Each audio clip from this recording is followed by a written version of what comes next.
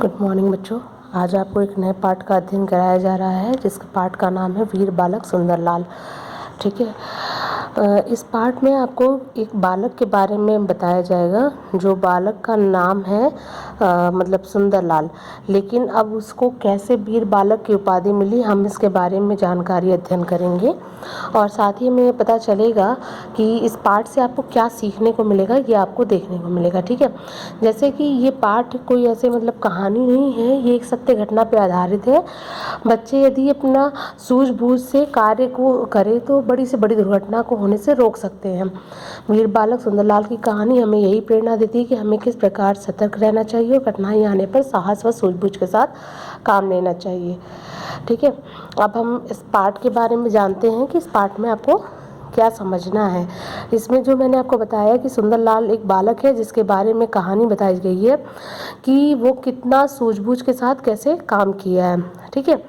राष्ट्रपति ने सुंदरलाल को गणतंत्र दिवस के अवसर पर वीर बालक के पुरस्कार से सम्मानित किया था।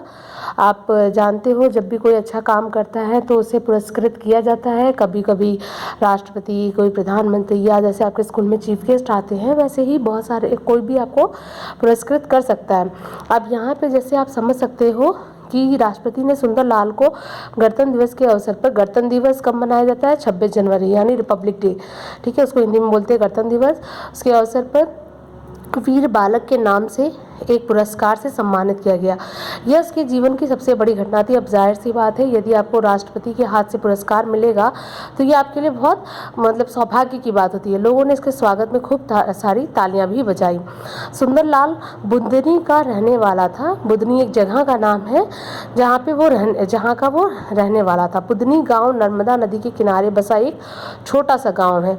मतलब कि वहाँ पर वो नर्मदा नदी के किनारे एक बसा छोटा सा गाँव है और उसके पिताजी रेलवे के लाइन के चौकीदार थे। ठीक है। अब रेलवे लाइन के चौकीदार होने के साथ साथ मतलब आप समझ ही सकते हैं वो रेलवे लाइन पे काम करते थे, देखते थे।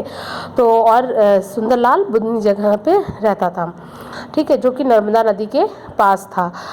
एक दिन की बात है, सुंदरलाल पिताजी के लिए खाना लेकर चौकी पर जा रहा था। रास्ते में मूसलाधार वर्षा होने लगी। भीगने से बचने के लिए सुंदरलाल एक पेड़ के नीचे खड़ा हो गया। जाहिर सी बात है जैसे आपको बारिश होती है तो आप कहीं मतलब छाँव उसके लिए बारिश से बचने के लिए आप पेड़ के नीचे या किसी घर के बाहर खड़े हो जाते हैं।